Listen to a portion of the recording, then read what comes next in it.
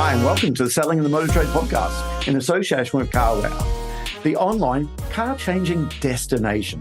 Together, we share tips and ideas on how to sell more cars, improve your service department, and generally put more profit into your department, dealership, or dealer group. I'm your host, Simon Bokert, or some of you might already know me as Skippy. Firstly, I just want to say thank you for taking the time to listen to this podcast.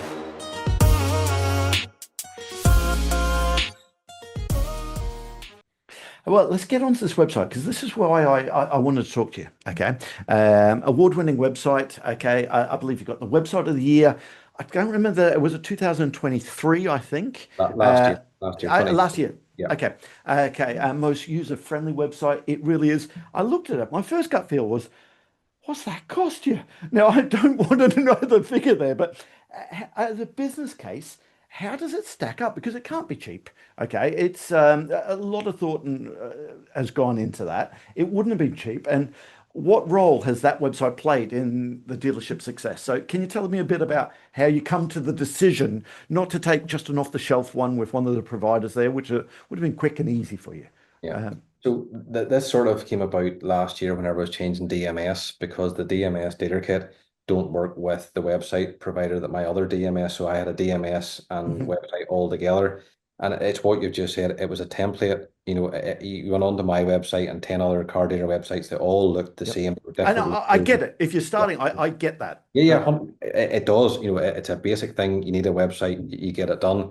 I had just recorded a new promotional video to go onto YouTube. I've always done promotional videos over the years about how the site has grown, and whenever the extension was done right, I needed to get another promotional videos to show people we've got a massive new workshop, and we put in a staff gym, and we've done all this different stuff.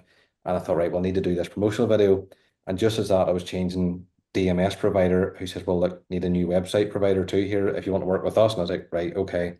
So they recommended two website providers, 67 Degrees and Startwood Media Group, both super in what they do. But I chose Startwood Media Group.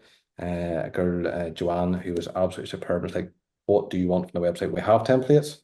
Do you want to go with the template, or do you want to go fully customized? Here's some examples of customized, and we can change this from this and put this and this. And I was like, I love that idea. I can make this my own website.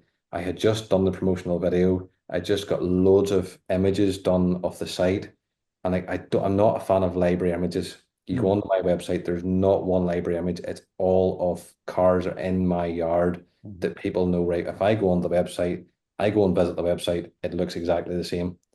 And that's what pushed me to do the website. And we just sat with Startwood with the guys there and says, right, I like that. I don't like that. Can we move that here? And can we have the video playing there? I think the video playing, yeah, I haven't seen many other companies. It just gets your attention, doesn't it? Just straight away. Yeah. Well, yeah. My handsome face that catches you. I don't know, but it grabs your attention, and the guys at Startwood just done a super job, and I'm thrilled with it. And it's so easy to use. Customers can navigate around it easily enough, and we can promote what we need to promote. We can promote our used cars, we can promote the car buying, source it, service. You can book your service online. You know, it's just phenomenal. So and I was chuffed to be on the stage at the Car Dealer Awards in London last year. Like, picking up that award just was the icing on the cake. Like, so it was. Yeah, it was. And also your video booth, your photo booth. You've had that for a while. I'm guessing you've always believed in getting the images right. I take it. How long have you had the video booth now? Yeah, so it came in stage 2 of the extension. It was like, I'm fed up, a dull, bright day. I used to talk about the day for taking photographs of cars. Then the next thing, the sun came out, and that image looked different from that image, because that was and that was in the sun, and then it was raining. Oh, I can't take photographs today, so we'll do 10 tomorrow. And then it was snowing. I was like, right, I can't take photographs, and there's snow in the cars in 60 days, but actually the snow 3 months ago. And I just went, right, I want a photo booth. That's one thing I want. I want somewhere inside to put the cars. Every photograph looks exactly the same. And again, that was a game changer for me, and a lot of people comment on about how good it looks. And it is, it doesn't matter what the weather's doing, we can still photograph cars, and every photograph looks exactly the same. And I think that's important. I think so. On your website, and they're seeing 50, 60, 80, whatever number of cars you have in stock, and going, these all look the same. They're all the same angle. They're all the same background. I just think it's more professional appearance. It really does because people aren't just buying the car, they're buying the premises and everything else. And are they going to be there? I learned that from our good friend Umesh. People actually do buy Umesh and his Oh, 100%. operation. Yeah. 100. Images. And when you hear his story and where it comes from, and it's all on his website there, and it's not just faff or it's not just like BS. It's real. It really is. And Image is one of the most, like again, and I was going to say he's the most genuine person you can meet. He genuinely is, yeah, so well respected throughout the motor trade. Like he picked up one of the lifelong achievement awards at on their well company. deserved. Oh, 100%. He does so much to help other dealers as well, but he's just got such a nice wee dealership there, and he does things perfectly. If you Yeah. wanted to look at a perfect dealership, it's Image, and the quality of stock and stuff that he has is superb. Yeah, well, it's quite funny with the supplying of used cars. You'll go to the auction, okay, and Umesh won't do that. He says, no, no, no, I just buy all my cars independently. And I said, Umesh, you independently? Yep, yep. People know me, but by the way, and they do. No, they do, 100%. In his Yeah, local community, they do know him. They yeah. do want to sell a car, okay, and he'll go through and say, now, when you're ready to sell that, make sure you come and speak to me. Yeah, Come and yeah. speak Like he to me. talked about his raving fans, and it's so Yeah. true. He does have raving fans up and down the country who know I will get a good price from Umis. I know the sort of stock that he buys, and I bought that from Umis, and he's looked after me, and I'll go back there, and the stuff that he has is pristine. Yeah. No matter what age it is, it's going to be a good one. It's going to be a low owner. It's going to be low miles. It's going to be well spec'd, and that's what he's built, and fair play to him for doing it. Yeah. So with your website, your reputation, your reviews, just have a look at your website. You've got 1,500 five-star reviews online, 4.8, I think it was, out of 5 on Google, which is outstanding let's be honest, we're selling a used car, which sometimes they break. It's no one's fault. You don't want it to break, but people get upset, don't they? They get frustrated afterwards. What is your approach on building such a strong review process? Are you asking for the reviews? What are you doing there to get so much? You've mentioned quite a lot there in that statement. You do sell used cars with moving parts and everything else, and it is hard getting it right all the time. It Yeah. is so hard. There's electronics in cars. Hmm. It's just so hard to get. And some customers, thankfully, the minority expect the car to go forever. It's never going to break down, and it's never going to give this, that, and the other. My motto has always been if it's broke, fix it. Hmm. If there's something wrong with the car and it's within the warranty period or whatever, we'll fix it. And I've even seen me at times maybe been outside the warranty period and the customer's been nice. Some customer going to just rage and shout at you and swear down the phone at you and all that. And you're going, you're not really asking for my help here, are you? They just want to vent. There's a certain way of asking for help, and Yeah. if something comes on and be nice and decent on the phone, you're like, look, this has happened. What can we do to sort it out? And let's go for it. As far as asking for the reviews are concerned, something that we got a couple of years ago now is a wee QR code on the desk. So the Hmm. sales guys will ask for it. They'll maybe make an excuse and say, look, I'm going to grab a tax book here or get your keys. There's the wee QR code. Would you mind scanning that there and leaving us a wee review? So like a lot of customers have even left the review before they've even left the business. Yeah. There is some people go, no, no, I want to drive the car for a week or two and then I'll leave you a review. And you go, yeah, that's fine, no problem. It used to be Facebook. We used to push Facebook reviews Mm. quite a lot. So that's why it was so much on Facebook. But then over the last few years, Google has sort of Yeah. taken over. And Google seems to be the way forward. So we've constantly just been trying to build and build on the Google reviews. Don't get me wrong, there's bad ones in there too. Yep. Um, I always think you have to have a few bad ones in there, otherwise people don't believe everything else. yeah, Have I? Yeah. I always make a point of replying to them bad reviews too in Yeah. a professional, polite Yes. manner and going, okay, listen, we got it wrong. Yep. This happened, that happened. Or sometimes, look, you've done this, this, and this. So therefore, that's why the car has done that. There's Yeah. times the customer will say, look, don't like this car, don't trust it anymore. This has happened. No problem. We'll take the car back. Do you want your money Yep. back? Do you want to move into something else? So when someone else is reading that saying, "Hey, listen, the car went wrong," okay, but he's offering to give the person the money back, and Yeah. the guy's still saying, "I don't want my money back. There's nothing else." Some people just want to vent.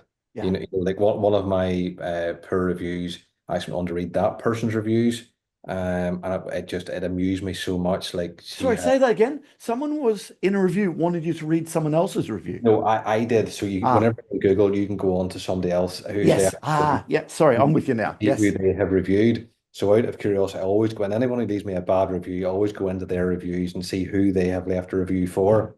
And And they're this, just, oh, it just this one I shared it with a few guys. This one actually blew me away. Like, the lack of human interaction when they went to the cinema.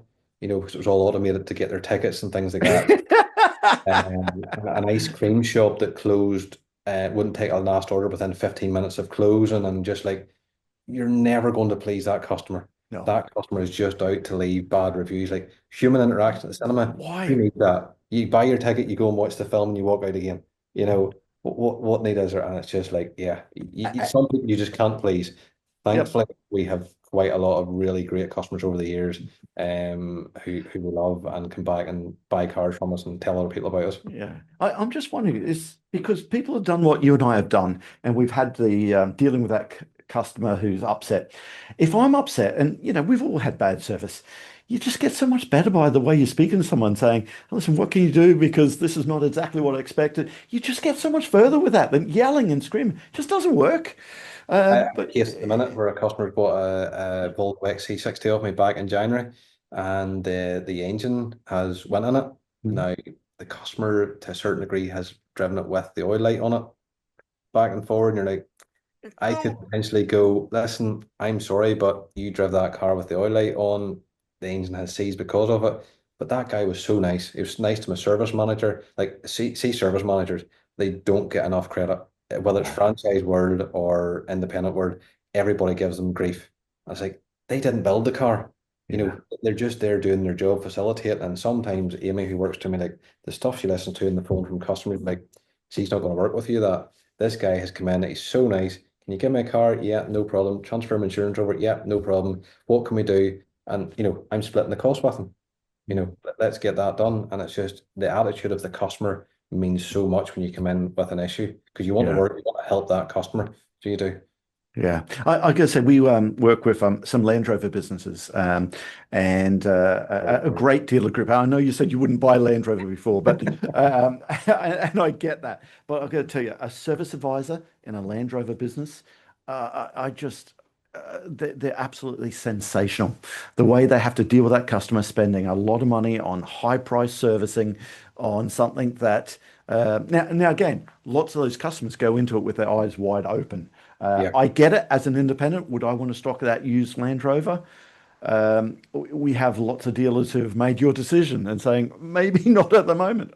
Do I want to do that? Like Which is a shame because like I have a Land Rover Defender myself, as my great, personal they're vehicle. great cars. They are great, and like Discovery Sports, Evokes, I used to sell them by buckets loads of it, but it's just they got so unreliable. They were just causing me so much headaches. It was causing issues with customers because obviously the cars were lying down. I just went, I need to make a decision here to go right.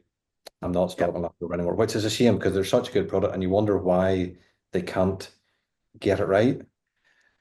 They've got such a history of making great vehicles. Why can they not get it right? Hopefully they will change it because they've such a good product. Yeah, they do. They do. But again, customers just go into it with their eyes wide open sometimes. Yeah. Yeah, of course, you get complaints everywhere. But I can remember one particular dealership, part of Swansway organization. A customer was kicking off so much about his Disco. I don't know what the car was, Range Rover. No, it was a Discovery actually. He was in the showroom and like, "Oh, I'm sick of this car, blah, blah, blah." I spoke to the head of business at the time, a guy called John Nimbley. I said, "John, you got to get that customer off the showroom floor." But of Mhm. course, he finished it with Malcolm, said, "So I'm fed up. I've had enough. I need to buy myself another one." Walked straight over to the sales department and said, "I need to order a new car because this thing's useless."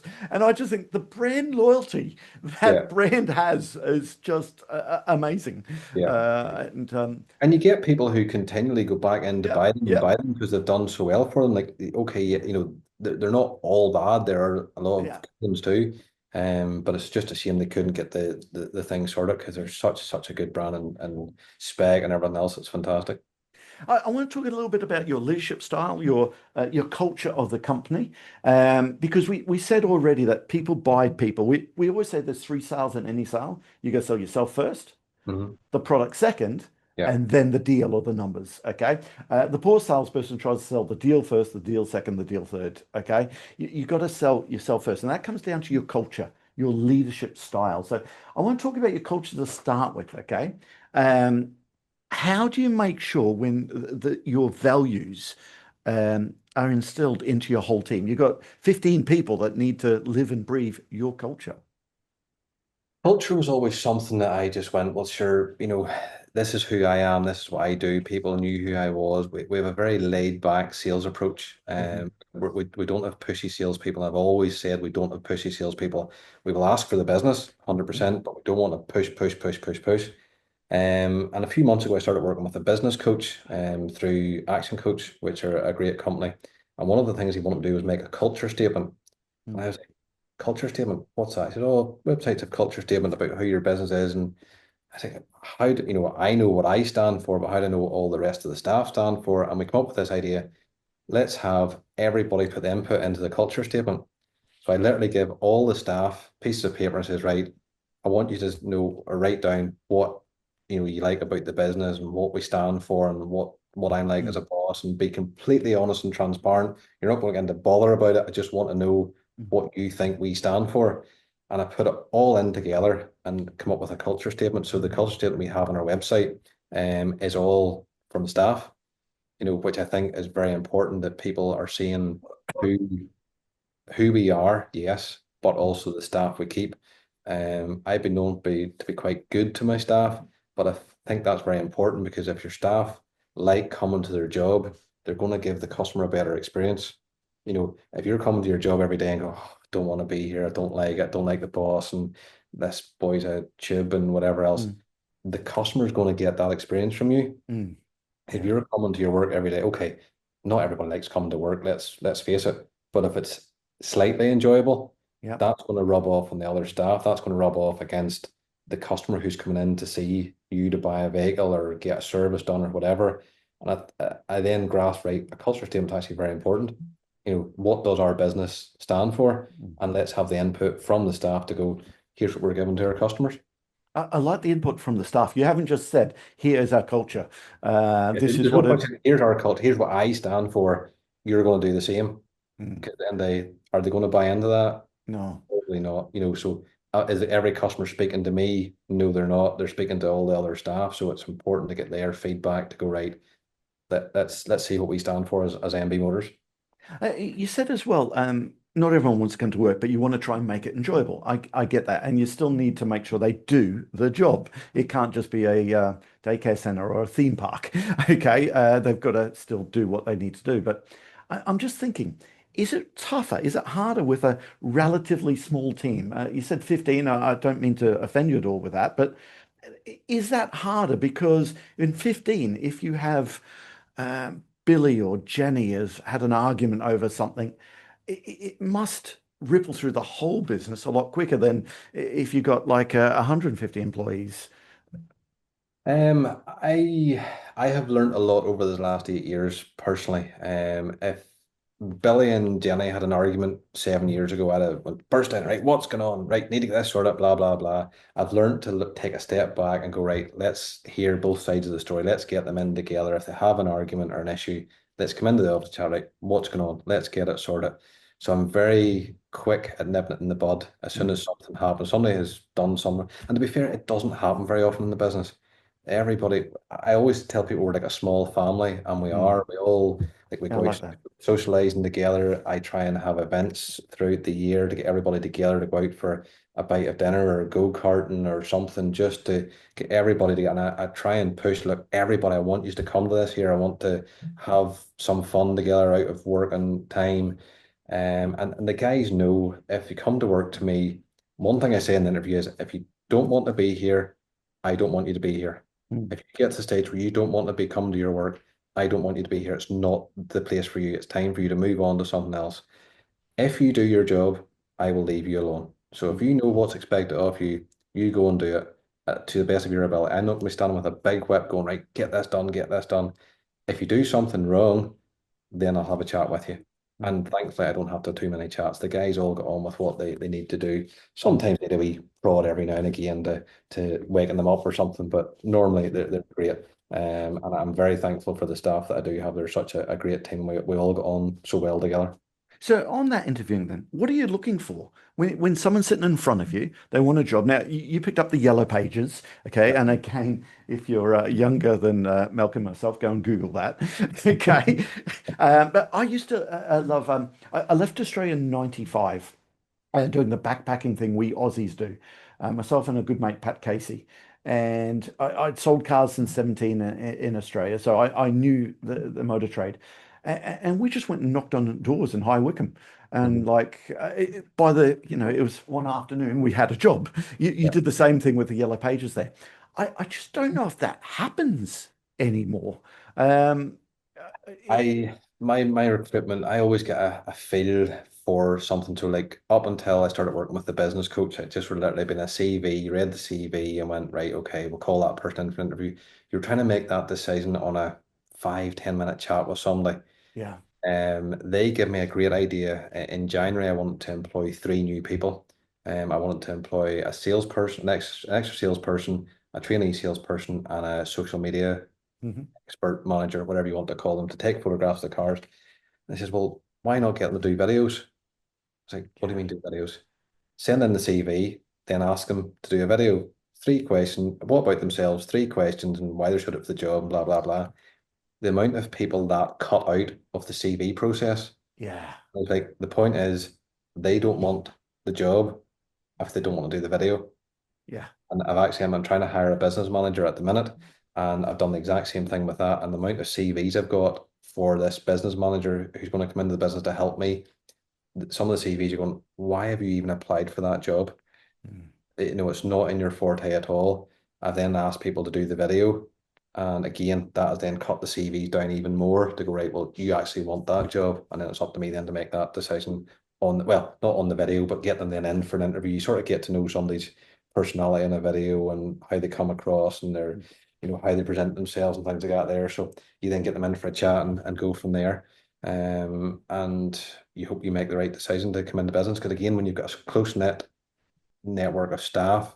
You don't want somebody come in who's going to upset the apple cart and Yeah. create havoc. So Yeah. it's getting that happy medium. They're all going to be happy Yeah. working together. But especially car salespeople, we need to do the see it now videos on the car. We always train and advocate. Start with yourself. Okay. Hello, Mr. Beattie. Thank you very much for inquiry on this Porsche 911, blah, blah, blah. Okay. We always want people to start with themselves because people buy people. And I Mhm. still get the resistance. Malcolm saying, oh, no, I've got a face for radio, or don't make me do that. But it's like, no, no, no. The hit rate goes through the roof when you start with yourself because people buy people. And I love what you're doing with that. Start with, if they're not, as a salesperson now, if they're not going to send a video to you, they're not They're going not to going send to it do to your anything else like customers. that. Yeah. Yeah, Yeah. they're And not and going I to do it. thought that was a great idea. Thankfully, I don't have a massive staff turnover here. We do try and look after staff as best we can. And listen, some people leave to get the grass is greener on the other side and things like that.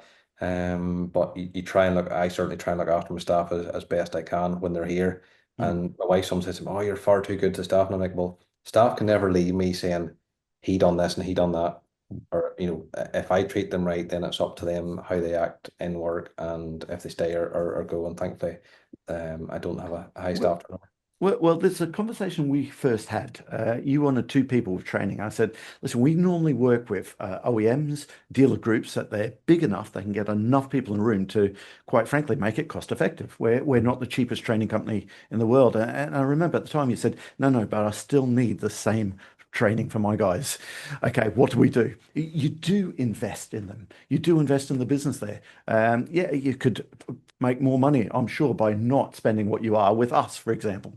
Okay, but you, That was the thing that sort of caught me when you and I started talking. I was like, right, I want somebody to provide training because whenever you're in the franchise world, like I used to spend, I have a good friend, Paul Copper, who trained me when I was in Peugeot days back over in Coventry, and we were doing videos and we are looking around all the Peugeot product, and he's such a nice guy, and him and I still keep in contact on Facebook, and he maybe takes some of my success down to his training, let's say. good, But he's a super super guy. But that was in the franchise world. yeah, Last year I was thinking, right, well, I'm an independent. I want to give the customer the best possible experience, but I want my staff to be well trained. mm, Who do I go to?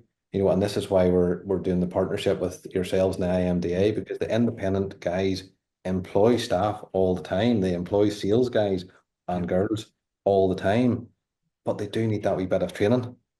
Should it be Callum that you're doing in the trainee sales process? Should it be Conrad who's coming in as a Mm. experienced sales guy, but not necessarily in cars? Those guys need a wee bit of training. And if you want the best out of your sales guys, I'm going to blow your head up here. You want the best training company, Yeah. and you guys offer such a superb thing through your training programs, and like you get what you pay for. It's as simple as that. And the guys are the two guys that have been on it this last 3 or 4 months. They are absolutely loving it. Well, listen, I really appreciate that. But the point I'm trying to make, and I do take that as a compliment, and thank you so much for that. But for your size of business, you do invest in the website, in the photo booths beforehand. That's what really makes you stand apart, I think. And the customers must see that. It must flow into the profits you can make. Okay. It must, because the cars are displayed right, the website looks good. People have the confidence there. There is a business case for it. I'm certain there is a business case for it. There is, like, I get a lot of people coming to me and go, "Oh, I didn't realize this place was the size it was, and look how clean and tidy it is. Like, there's no weeds growing, it's Yeah. tarmac and stones." And man that works for me goes out and brushes the stones off the tarmac every day. And the presentation is key. Like, whether you're coming to buy a 5 grand car or a Yeah. 25 grand car, that £5,000 means as much to that customer as Yes. the customer coming to buy the £25,000 car. So I've always had that impression. I want to be the best. I Yeah. want to be the best at what I do. I want to give the customers the best possible experience. I want to be the best car dealership in Northern Ireland, UK. Who knows? But you have to invest to get that back out again. You're talking about prepping cars. You invest the money in prepping the cars because the customer can't come and pick holes in it when they come to see it. Yep. You Yep. want the best in your sales guys. You want them to approach the customer the right way. So you have to spend the time investing in their future. And like I've said to my guys before, like I don't care how much money you earn every month because if you're doing a good job, you're earning money for yourself and you're earning money for the business. Yeah. Therefore, all works. And as I talk about the big wheel, if somebody in the business isn't pulling their weight, that wee cog in the big wheel doesn't work properly. Mm. So it's about maximizing your profit per unit. So you need to invest in the product that you're selling. The photo booth, was that an investment at the time? Yes, of course it was. It's now 5, 6 years down the line from it, and the photographs look superb, which leads on to the good website. How many people look at your website before they come and buy a car? Everyone. Dopey It's just, website, they're not going to do it. They look at yep. your Facebook to see who you are and what you do, and Instagram and Yep. whatever. Then Yep. what they do, they go into Google, right? Let's read his reviews. Yep. Everybody knows about you Yeah. before you even come. Because I go out and people say, "Oh, you're Malcolm Beattie. I've seen your face on social media," and I'm like, yeah, and it's not something I feel comfortable doing, but it gives people who we are. And I've encouraged the sales guys to go out and put your face out there and do videos. And the guys are getting more and more comfortable doing the videos about cars. And there was three of them Mm. in a smart car the other day. They're Yep. getting more confident doing it, but it's letting people see who they're coming to deal with. Yeah. And I Yeah. think that's a great key to selling But cars. But it also helps when you're trying to recruit people. Okay, because Yeah, you try and recruit people, they know that. As you said before, you do the go-karting nights, you do the look after staff. Did I hear right? 15 people there, and you put the gym into the dealership there. yeah. Okay, but stuff like that, that really helps when people see that on Facebook and TikTok, I suppose, nowadays for the younger generation. That's going to help, They're, not they're just much younger selling. than they're much younger than us too, Simon. I come from Yeah. way down the line. But I even do an Employee of the Month award, and to be honest, I got that from Jim Reid up. Yep. You know Jim, Yep. up in Scotland. He done Employee of the Month award. I thought that's a great idea. To acknowledge who does really well in the month. So I give them an award and give them a wee bonus every month, and it's just they all talk about oh who's going to get it this month, and even the new staff that's coming in see that well he's acknowledging the staff that does well. Yeah. It gives something to aim for every month. And I really enjoy doing that. So I do. So, EVs. Umesh, by the way, had exactly the same philosophy as yourself, but I want to talk about electric vehicles there. The revolution's on the way. You mentioned before, oh, I stay away from that at the moment, and I suppose I get that. In the franchise world, there's lots of manufacturers that they've had to go down the EV route. You're going to have to at some point if this 2035 comes in, no ICE vehicles. What are you doing what's your thought process about thinking about EVs in the future? I know at the moment, I think on Auto Trader, something like 7% of the cars on Auto Trader this morning electric vehicles. It's not great, but that's Yeah. going to keep growing, right? What's your thought process on the whole I EV world? I don't know that it is going to keep growing. I was invited over to Car Data Live earlier this year to be one of the guests up on the stage, and the whole day was about EV. Hmm. It's just like, this is absolutely draining me like an EV battery. It was just EVs all day. And I was like, I get the government, it frustrates me. The government years ago made manufacturers make these environmentally friendly diesel and Diesels, petrol. diesels, yes. Your diesel car you were selling, it was zero road tax or £20 road tax because it was so environmentally friendly. Oh, hold on, let's bring out EVs. It's like, what need is there for EVs? There's not especially in Northern Ireland, there is just not the infrastructure I feel throughout the UK for electric vehicles. I had a stab at a Tesla last year, brought it in just to see what it was like, and they talk about range anxiety. Boy, it's really a thing. I took it home and I've taken my kids to a wee holiday Bible club and I realized, oh, do I have enough percentage to actually take them there? No, I can't pull into the petrol station to fill up 20 quid to How take. far? What range was it, Malcolm? So I left here, like I'm 25 minutes from the business. I left here and I was at 60%. When I got home, it was 19%. And I'd put on the reindeers and the thing for the kids. They thought this was great, the reindeers and the screen Yeah, yeah, car and yeah. all this biz. And like the other place was 5 minutes away, and I got back, it was 9%. And I go, right, am I going to be able to go back and lift them whenever it's finished? Or do I need to plug it into the charger here now for a minute or two? And then, anyway, I brought it back, put it up for sale. Guy came out to test drive it. Battery was flat. Never thought to myself, well, actually, that's just like an iPhone. Your battery's going to die sitting out there in the yard. So that, I was learning that, okay, you need to keep these things charged. Would I want 100 EV vehicles out there having to constantly charge them? No, definitely not. Uh, Yeah. they're just, the petrol and diesel engines are so environmentally friendly. What need is there for EVs? They're not even charging road tax on EVs. So, like, what is the benefit of having an EV? The cost of electricity to charge them at home. I just personally don't see it. They keep pushing this date back. I can see that continue getting pushed back to I think they like having the chat about it. Maybe they don't have anything else to talk about other than let's do something with EVs. But I can't see me having a full yard of EVs, and I would probably speak for most of the independent guys I think if you listen to Umesh's podcast, I think he was very similar to what you said there. yeah, And it's going to be interesting to see how that plays out.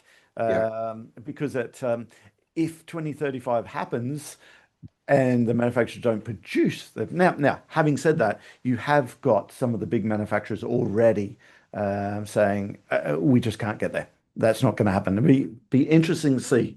But at this I stage, it's just think not at a Car business. Data, sorry, I think at Car Data Live, I think one of the guests was Volvo. I think Volvo is now 100% Yeah, EV. yeah. And you're just like, again, that's, your big XC90 and your XC60 is such a great family car. Where are you going to go on your family camping trips in your XC90 and an EV? It's going to take you 2 days to get there because you don't have to plug in and charge it every 2 or 3 hours.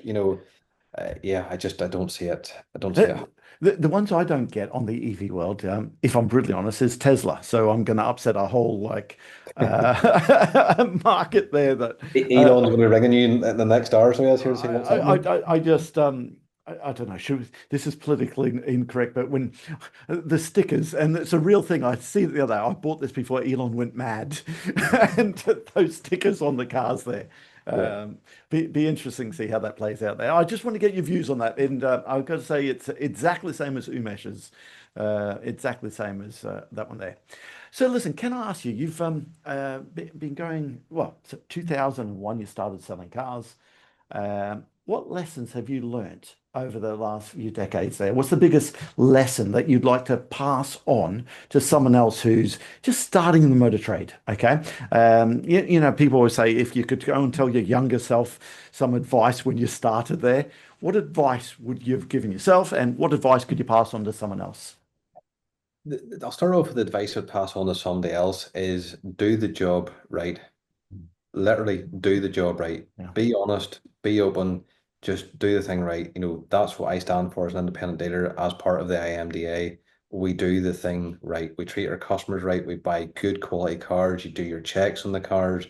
You're not bringing stuff in that you don't know the history about it. You want to sell a product to the customer that you hope you don't see that customer in the nicest possible Yeah. way for 2 or 3 years until they want to change again, and they want to come back and buy from you because they've had that experience, because of how you dealt with them when they came in and the product that you sold them.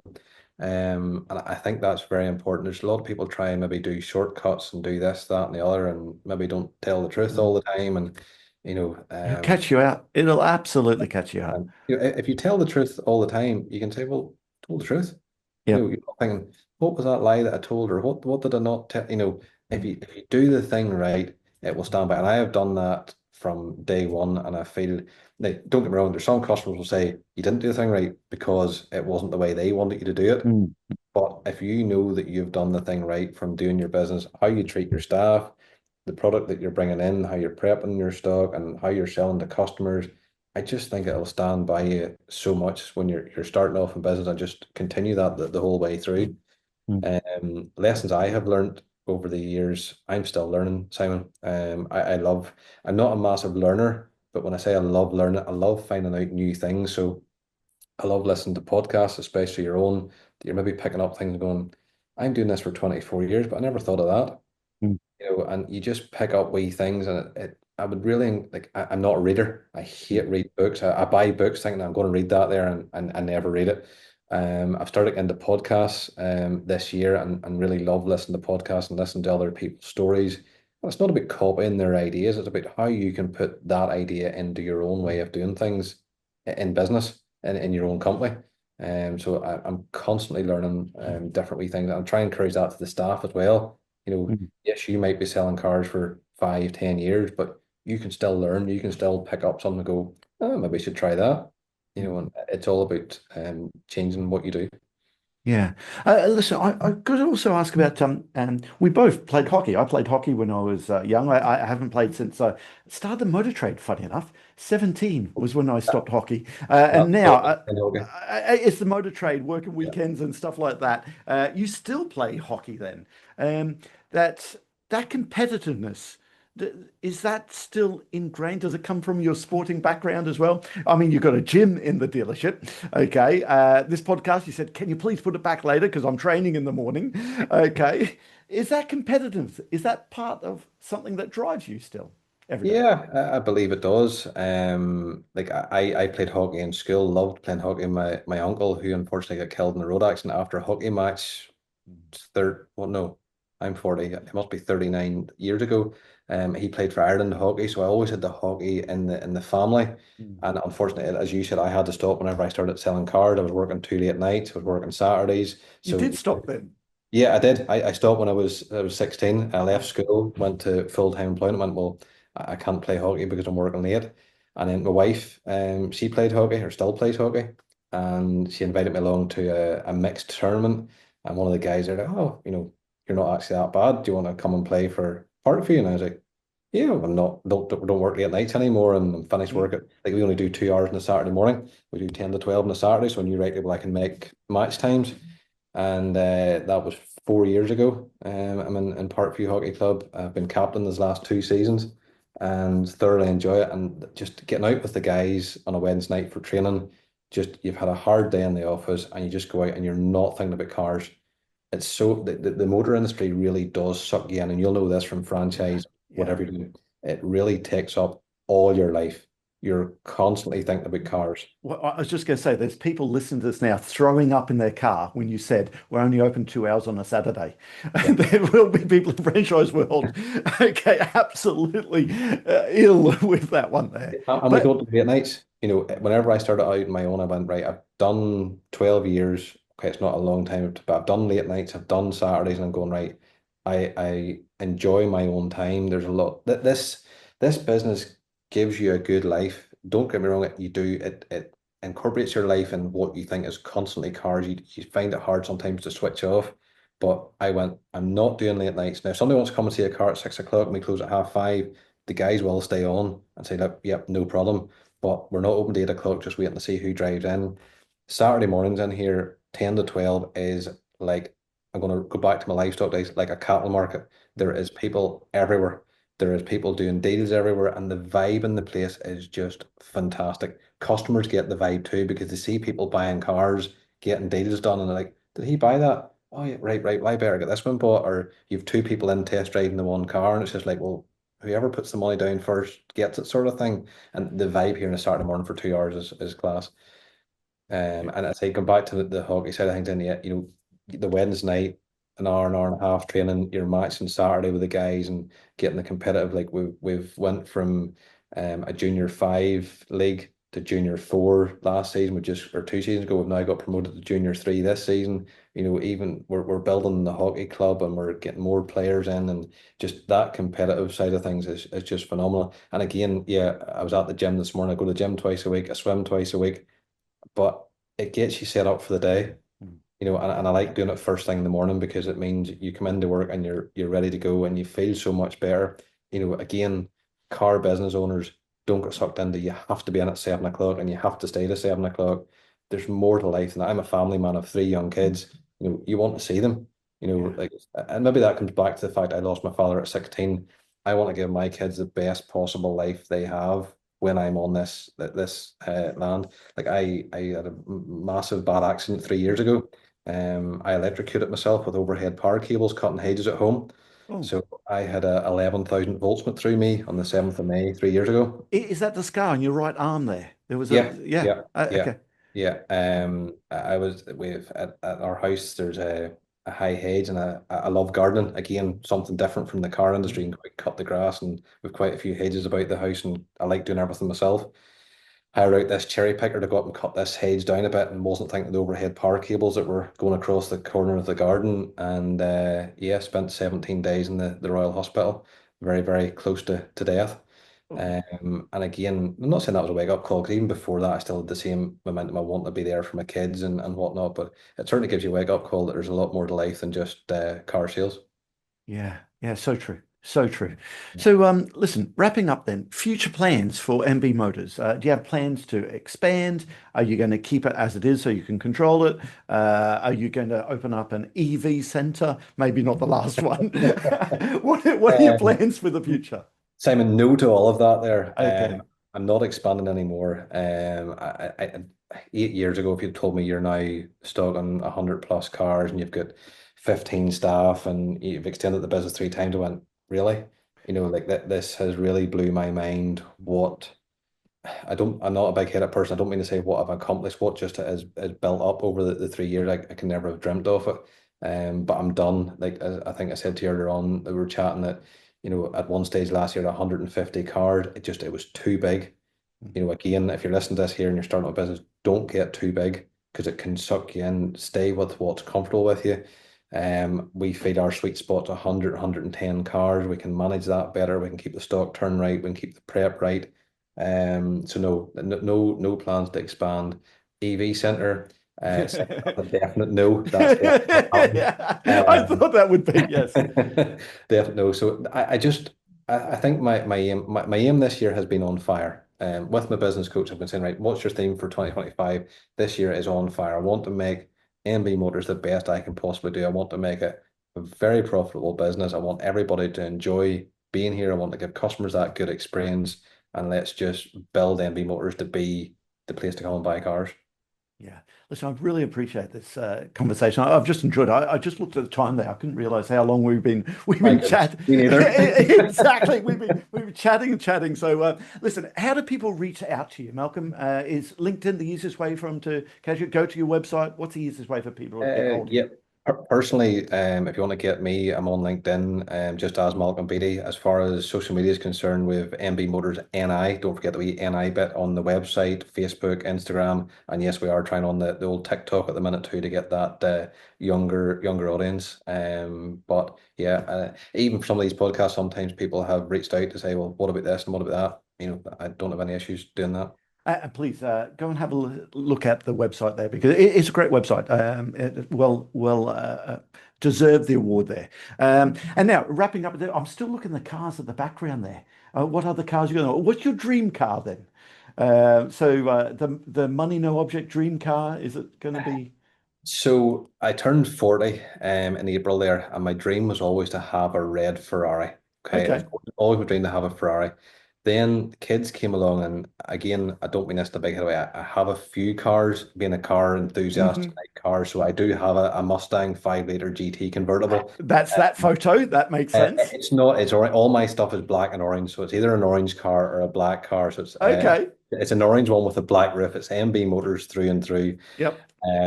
But I started. I used to do a bit of rallying, and I thought if I go out and buy this Ferrari, there's two seats in it. I've got three kids and a wife.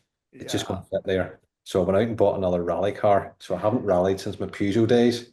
So I'm getting back into rallying. So I went and bought a Subaru Impreza. I'm Okay. actually out soon here in it to try it out. So that the dream car can Yep. sometimes change to go, let's just go on a bit of fun. Am I worried about times? No, I just want to go out and blow off a bit of steam and have a bit of crack in between Yep. the hockey season. Yeah, sounds good. Malcolm, I've really appreciated this conversation. Thank you so much for, well, the time, the amount of time we spent on this one. No problem, Simon. It's been great. Thank you for having me on. Thanks. That just leaves me to say that all details of this episode and other episodes on the selling in the motor trade can be found on our website, simcotraining.co.uk. Go there to get a copy of our book, Words That Sell Cars. Go there to sign up to a free trial of our Sales Fitness online sales training program. Easiest way to get hold of me is Simon Bokert through LinkedIn. Thank you.